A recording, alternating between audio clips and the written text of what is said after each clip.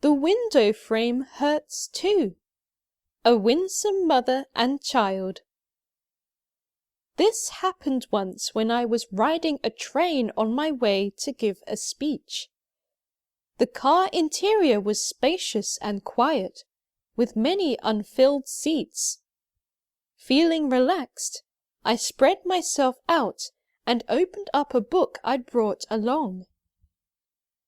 After a while, tired from reading and lulled by the rhythmical vibrations of the train, I began to nod off, only for my dreams to be shattered by an ear-splitting whistle and the metallic screech of brakes.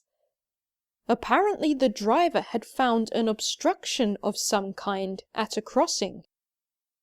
The shock of the sudden stop threw me forward, but I managed somehow to stay upright.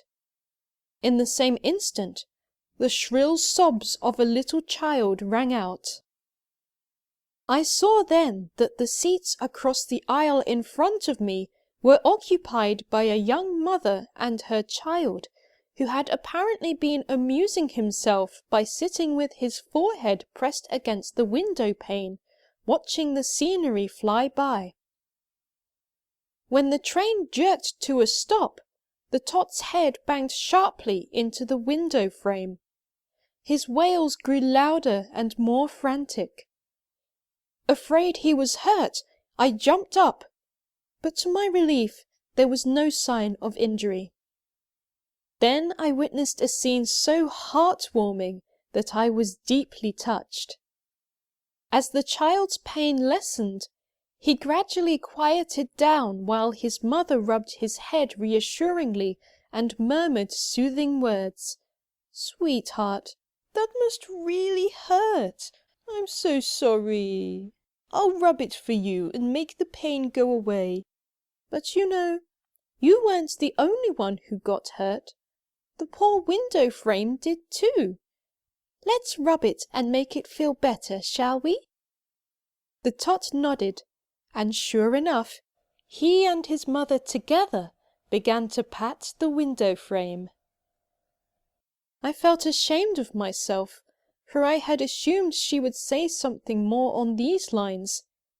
"That must really hurt. I'm so sorry. It's all the fault of this naughty window frame. Let's spank it and teach it a lesson, shall we?"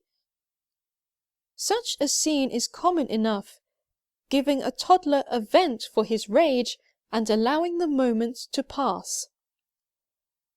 All too often, when faced with difficulties, we cope by searching for someone else to blame for our suffering. Perhaps, I reflected, we parents implant this response in our children without meaning to. "The child is father of the man," goes the saying, and surely parents have enormous influence in shaping the character of small children. People who think only of themselves and cannot emphasize with others end in the darkness. The act of making others happy itself brings happiness. Those who would set their sights on the Pure Land must keep to the high road of benefiting others as well as themselves.